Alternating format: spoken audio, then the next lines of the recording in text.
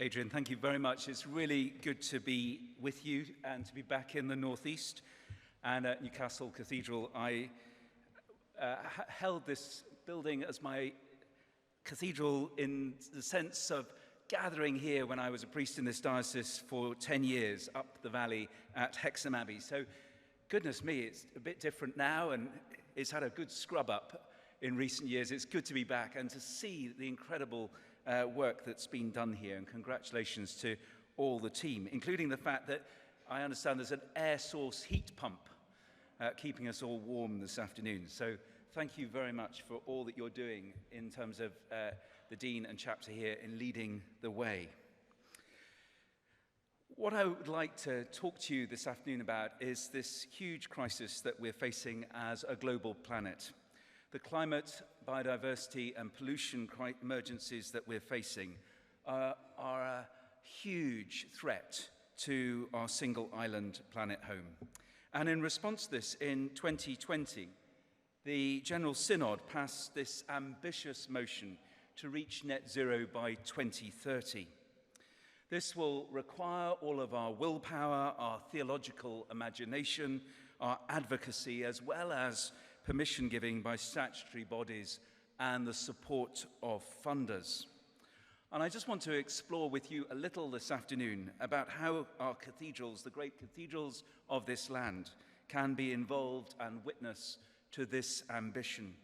How you might share what you are already doing, how you can work in partnership with other people, and finally offer you a few questions for your action planning session.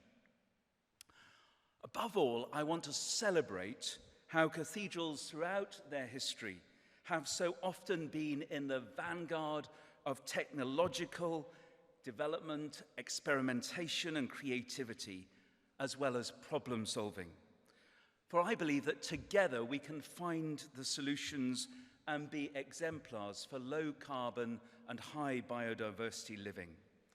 And I believe that you, every one of you in this cathedral this afternoon, has a crucial part to play in caring for the web of creation and seeking justice for the world's economically poorest people, already adversely impacted by climate change.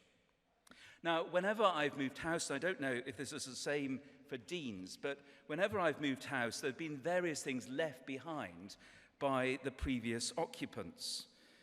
Perhaps some of them are not quite my taste and need a little trip to the second-hand shops. Perhaps others are uniquely placed in that particular house. And I think in bishops' houses we come across the odd thing labelled as a holy relic. Third class, Division 2. And in Norwich, amongst the paraphernalia given on episcopal visits to lighthouses, lifeboats, shrines, mayor's parlours and parishes, there were assorted photos, paintings, collages, embroideries. Why is there always an embroidery of the Last Supper? And knitted churches. But there was one item that did catch my interest, this miner's safety lamp. And so I gave it a good clean, and I found it inscribed with these words: presented to His Grace the Lord Archbishop of Canterbury, Dr. Robert Runcie, by the Yorkshire Area National Union of Miners, 20th of April, 1988.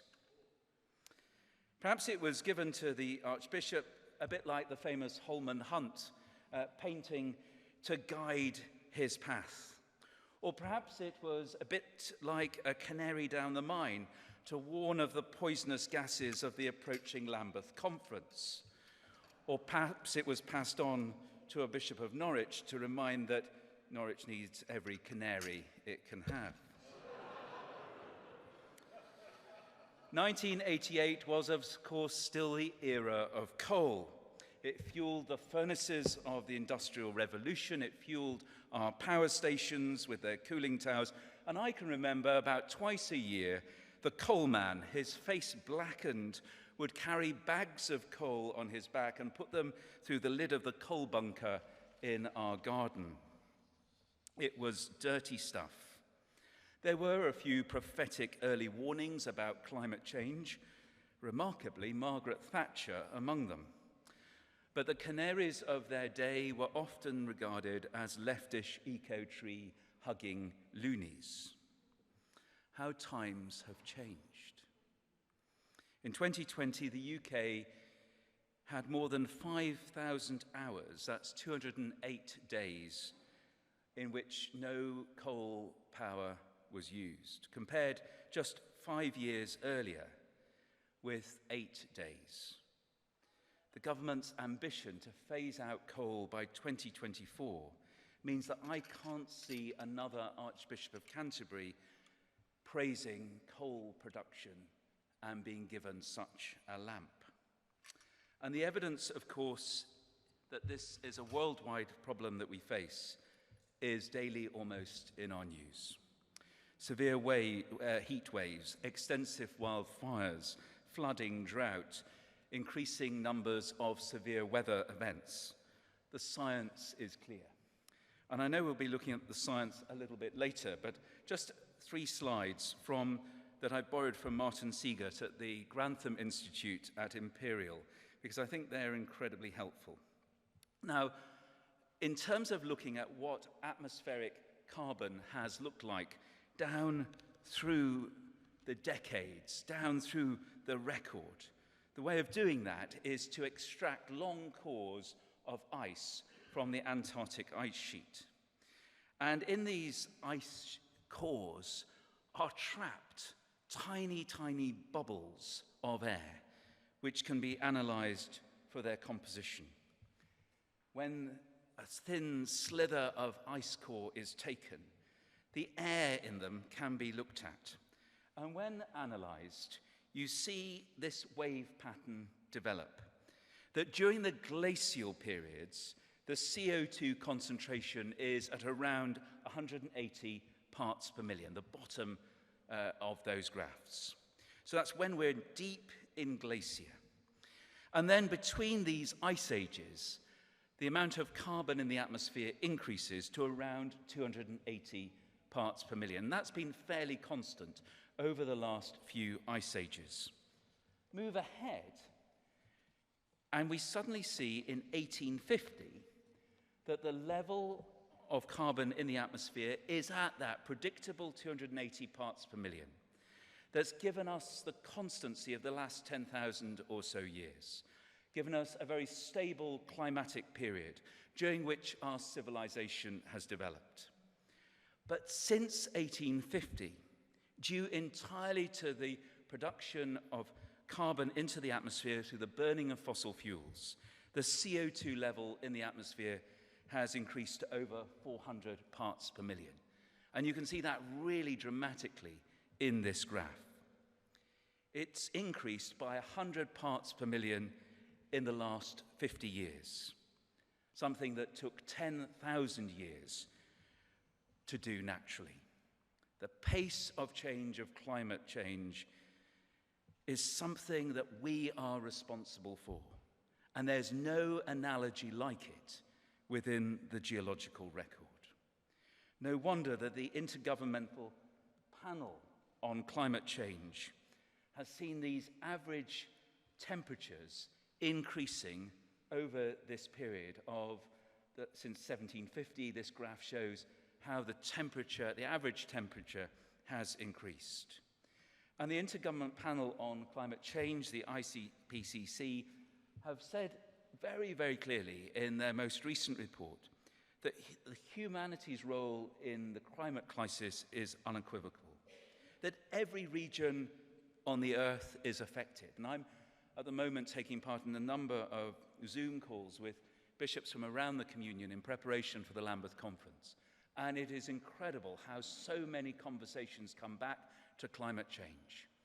A bishop from the Solomon Islands talking about how people are having to leave their atoll islands because of the salination, and that leading to conflict and violence as people migrate and move.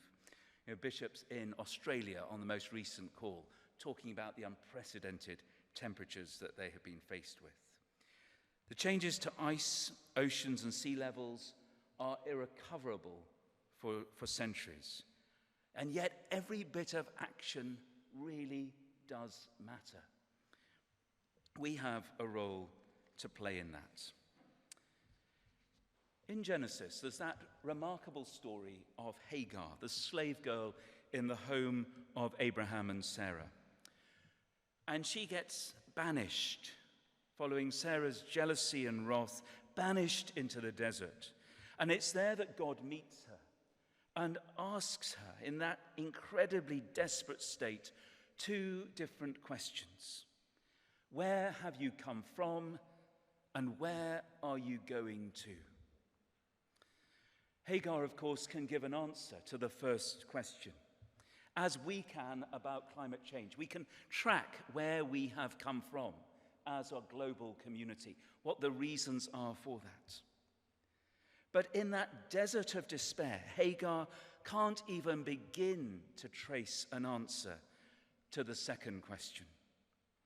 And it takes God to give her direction. And I believe passionately that part of the solution to the climate and biodiversity emergencies that we live within is that we're at this hinge point between questions, that the world needs God's church to help point and shape the way, because much of this topic is actually about how we live well, how we live life in all its fullness for all God's people and all God's creatures. St. Basil the Great put it in a remarkable, beautiful way in his commentary on Psalm 1. There are two different roads, he wrote, one broad and easy and the other hard and narrow. He talked of there being a path of pleasure to be enjoyed now and a path of salvation that promises a beautiful future.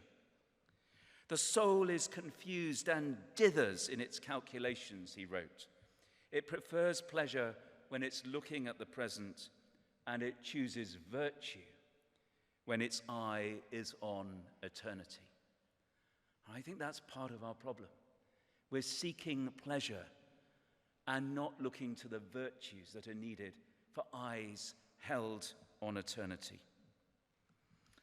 I gain much from this beautiful poetic passage from Colossians in the work that I do in the environment. This wonderful, perhaps a hymn from the early Christian hymn book, has its focus on all things, that everything is in view as far as the eye can see. The flora, the fauna, the geology, the wind, the ocean currents, the distant stars and the furthest galaxies are wrapped in Christ.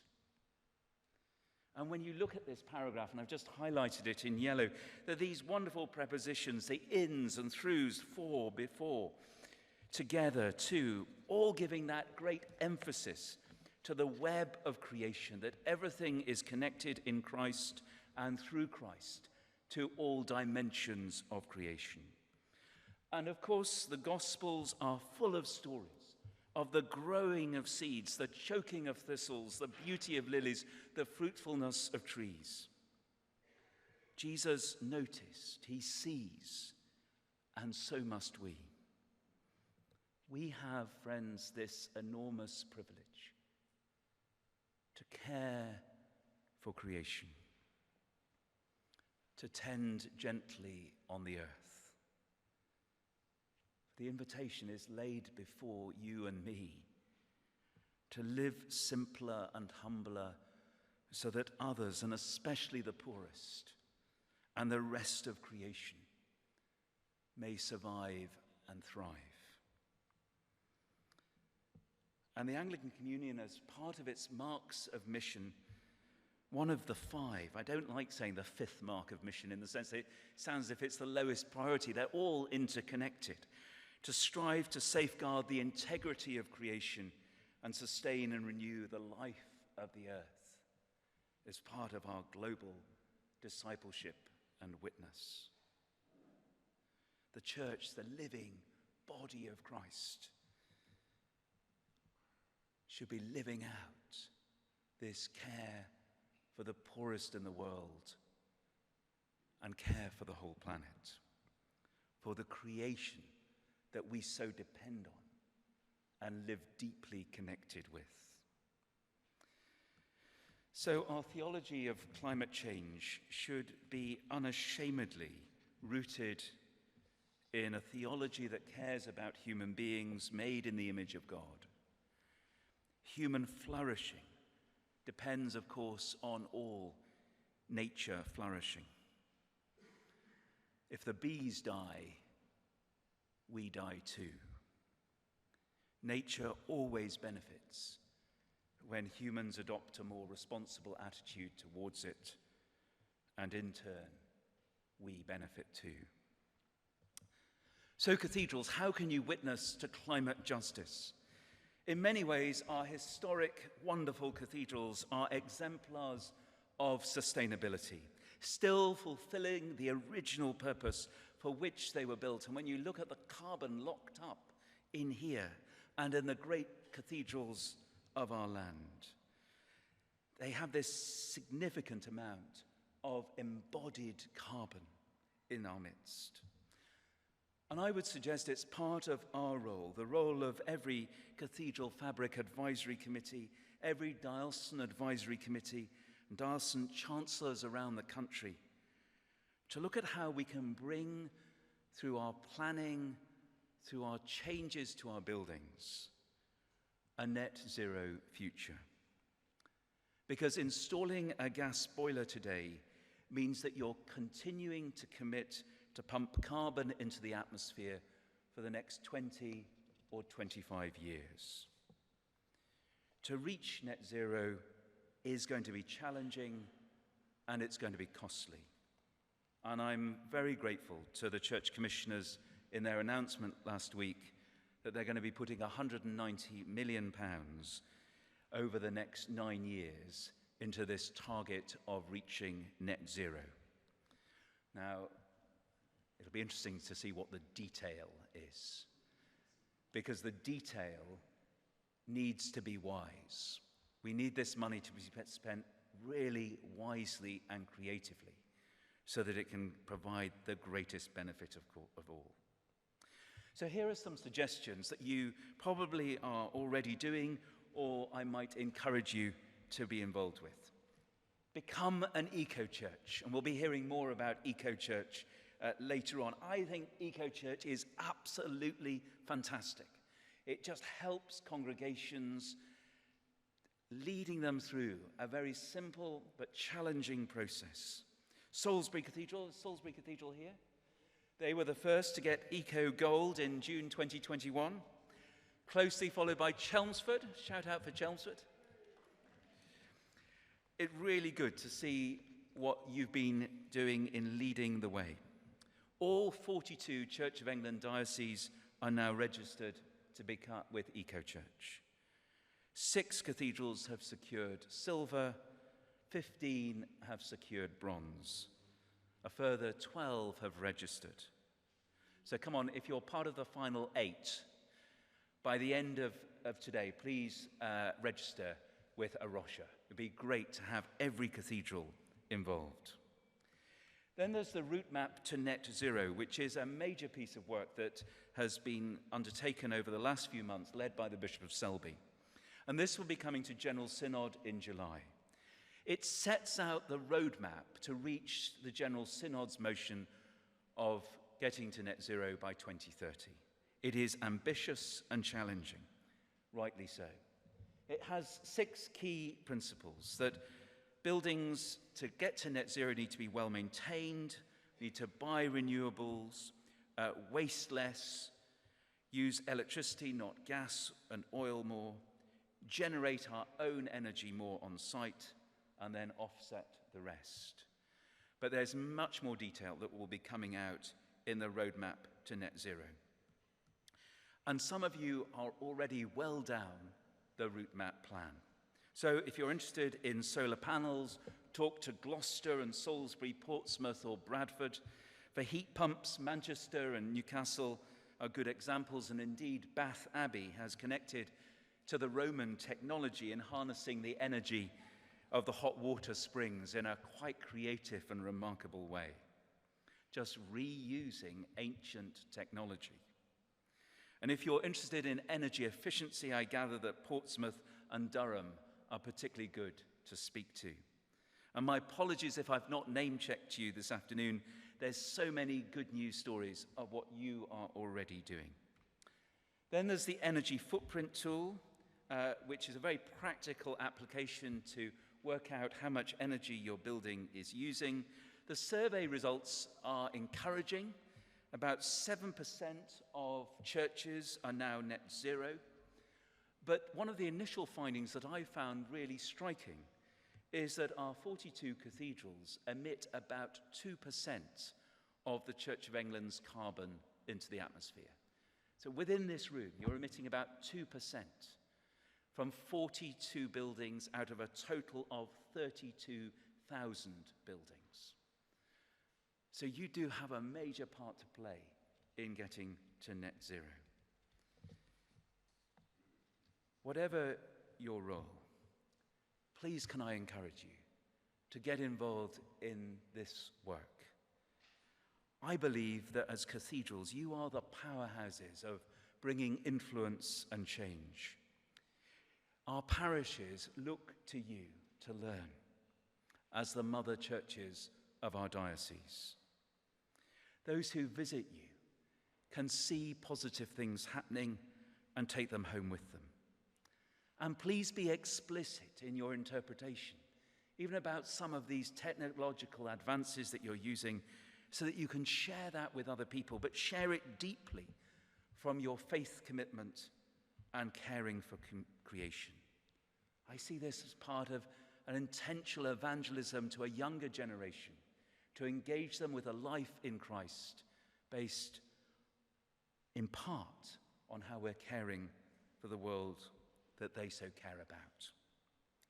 Then some other practical examples. Bradford Cathedral had a fantastic eco-extravaganza with the title, "What on Earth Are We Going to Do?"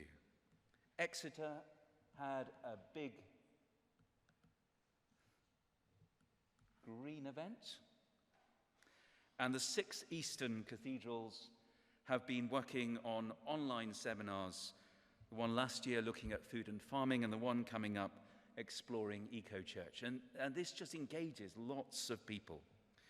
But also working in partnership is crucial. Working in partnership with the cities that we're based in, within the diocese, and the wider structures that we're part of. Being a visible beacon to enable others to ask questions, to wonder what it might be like for us. So the Earth Hour has been an important thing to do. I know Truro turned off its lights permanently. We do it all because we care for this intricate web of God's creation and for a yearning justice for the world's poorest people, who can least afford adaptation and mitigation and face huge challenges with their resilience.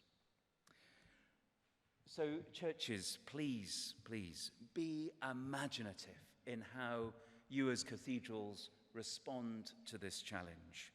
If I can just fly the flag for Norwich, the premier cathedral in the land. Last year, in partnership with the Natural History Museum, we hosted, as many of you will know, a dinosaur. But people didn't just come to the cathedral to gawp at a plaster cast of a dinosaur skeleton before they bought a stuffed dinosaur cuddly toy. Our partnership enabled a whole host of conversations, a whole host of engagement with scripture, lectures, school visits, children's reading events, and pledges for people to take action. Writing on leaves for the healing of the nations. And all of this set within the context of prayer, where the architecture, as well as the dinosaur's presence, spoke to people. Over the time, 234,000 people visited. And I think it's amazing that 120,000 of them also visited the east end of the cathedral, set aside for prayer. So dream big dreams and invite others to work with you in partnership, as you're so used to doing. Then secondly, advocacy and activism. I think as we read the scriptures and through our life of prayer, we go out in peace to love and to serve the Lord. This involves lobbying for change. Examples such as Christian Aid's Letters of Creation campaign or Tier Fund's Climate Emergency Toolkit are all there to help and engage us with what is going on with climate change around the world. But we also collectively need to lobby government for more green energy incentives to help us as vital community assets to bring about the changes and be exemplars in our community. Then there's the Church's Count on Nature Week, a great citizen science project which engages people to survey their churchyards and the land around their churches to see the richness of biodiversity. The great big Green Week as well, or the Season of Creation, from September up to St. Francis Day. These are all ways in which we can hang this whole area within the liturgical, prayerful life of our cathedral seasons. So a few questions finally to offer to think about. What are the opportunities for your cathedral to become net zero by 2030? What are the challenges? And what help do you need? Or what blockages need to be removed for you to be able to get there? For me, these come to the core, the heart of how we will get to net zero by 2030. So going back to the question of Hagar, where are you going? There's always the temptation to simply despair. Perhaps our biggest task as Christians is to hold up a lamp of faith, a lamp of hope-filledness, the Christ light to lighten our path and help the world to hear the cry of the poor, the groaning of creation, and to recapture something of the wonder of God and God's world. As the psalmist spoke, the heavens are telling the glory of God, and the firmament proclaims God's handiwork. To be re-inspired by creation with a thankful heart. And as I said at the very beginning, cathedrals have a long history of being in the vanguard of technological development, experimentation, and creativity. Thank you for your part in that. And wouldn't it be amazing when this conference gathers in 2030 that you can celebrate together that you've reached net zero? Because responding to the climate and biodiversity emergencies is, I believe, not an optional interest for the ministry of God's church. It's an imperative for the mission of God's church. And I hope you'll join me in the challenge before us. Thank you.